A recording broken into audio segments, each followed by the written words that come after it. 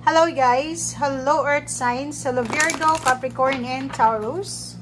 Welcome dito sa aking channel, Kapalaran 888. Welcome guys! Wow! 35-8. Okay. Meron dito, it's either Capricorn or Taurus or yung ibang Virgo. May mga financial scarcity, financial problems kayo na sa araw nito is, or pwedeng kahapon, or nung Christmas, posibleng nagkaroon ng liwanag. So, medyo, nakikita mo yung konting liwanag, nakikita mo yung konting illumination, nakikita mo yung konting liwanag na parang nasisilayan mo yung liwanag na pwedeng maging hope sa kung ano man tong pinagdadaanan mo. And may butterfly dito, freedom. So, ibig sabihin, sa araw na ito, posibleng medyo makakaramdam ka ng konting pag-asa. Okay? Pag-asa sa kung ano man tong pinagdadaanan mo, especially sa usaping pera.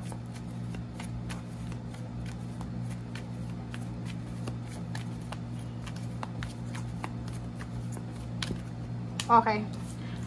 Wow. So, kung ito ay tungkol sa kaso, kung may kaso ka sa West, kung tungkol to sa relationship mo, sa kasal, or tungkol man to sa dokumento, or kung ano man to na pwedeng, number 5 kasi siya, so pwedeng mga inaalala mo. So, mga concerns mo yan pwedeng bills, mga electricity bills, water bills, or internet bills, or kung ano pa man to na bills na kailangan mong bayaran, or isettle. Kasi siya, itong courthouse, is, nagsisimbolo siya na kailangan mong ayusin. So, may mga inaalala kang dokumento na kailangan mong ayusin. So, eto siya. Eto siya, 35, pathway. Kung ano man to na medyo concern ka, ay posibleng makikita mo yung pag-asa. May pag-asa.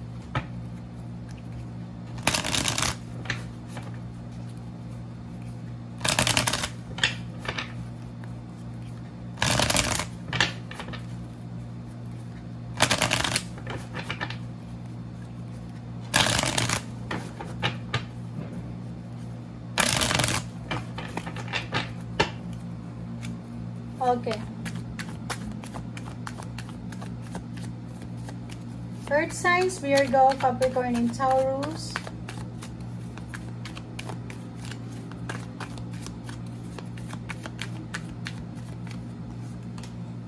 Okay. Sa araw na ito, parang nakikita natin na may iba sa inyo dyan na naghihintay kayo ng tulong.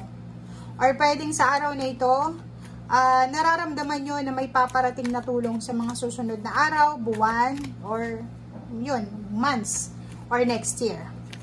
So, parang nakikita ko sa'yo dito na positive yung emotion mo. Nararamdaman mo na unti-unti nang magkakaroon ng clarity yung madilim na nangyayari sa buhay mo. Okay. So, yun. So, yun, kung makikita mo dito, uulitin ko, posibleng maramdaman mo na may pag-asa. May pag-asa, may matagal kang hinihintay naghihintay ka ng tulong pinansyal, naghihintay ka ng posibleng tulong emosyonal, or naghihintay ka ng pagkakataon na yung taong tumutulong sa'yo ay balikan ka ulit, or bumalik sa'yo para tulungan ka. 'Di ba dito?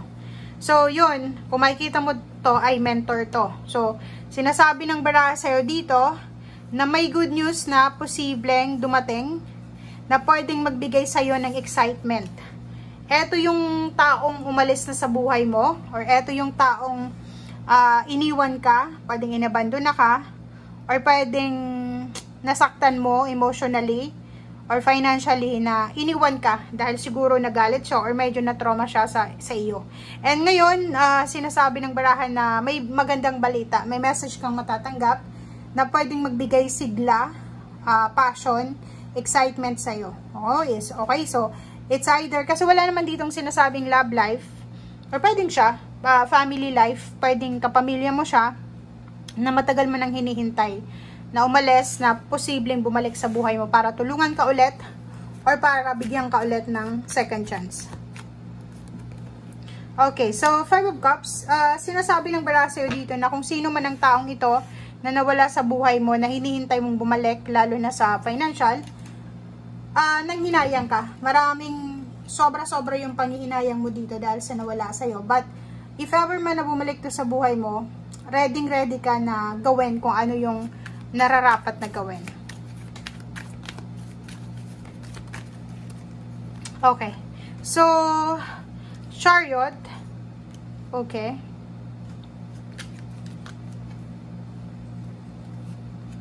Okay, so yun. It's a confirmation, guys. Kasi ang araw nito is parang may new beginnings dito. May balita tungkol sa clarity. So, may clarity. Pwedeng magiging klaro yung mga bagay-bagay na hindi klaro sa'yo and the rest ng mga taong involved. And tungkol sa pera. For example, tungkol to sa pera na naging dahilan siguro ng nawala ng tiwala sa'yo or ikaw nawala ng tiwala, pwedeng maayos to. So, for example, kung tungkol to sa pera, hinihintay mo, bayad sa utang or suporta, on the way na siya. Kasi nandito yung Chariot. So, pwedeng sinasabi ng Chariot card na to na malapit ng umusad kung ano tong financial na to, na new beginnings.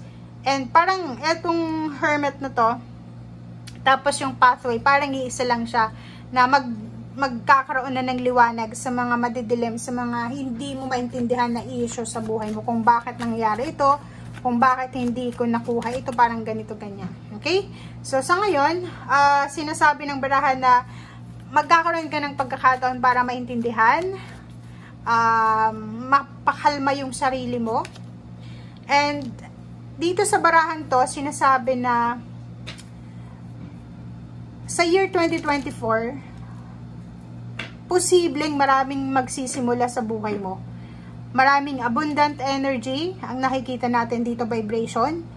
Mother figure, so kung ikaw ay mother, siguro kailangan mong alagaan ng mabuti ang iyong katawan, ang iyong family, and take care of your mental health, physical health, take care of your body, nurture yourself, diba? Yung kumain ka ng tama, matulog ka ng tama, huwag mong abusuhin yung sarili mo, kalmahin mo yung emosyon mo, huwag kang magpadalos-dalos, parang ganun. And last card natin is eto siya. If ever na pagod ka, like, syempre tao ka lang, napapagod, na-stress, nagkakaroon ng anxiety, natatakot, huwag mong ipagkait sa sarili mo yung pagpapahinga. Okay? Magpahinga kang pagod ka, 'di ba? Kung halimbawa irritated ka, irritable ka, hindi mo maintindihan yung mga nangyayari sa paligid mo, take a rest, kalmahin mo yung emosyon mo, pray, kumain ka ng tama, kasi yun, normally yung mga nalilipasan ng pagkain, yun yung mabilis uminit yung ulo, masakit ang ulo, nai-stress, nade-depress, or paano pa man. Okay, so thank you guys and see you again. Bye!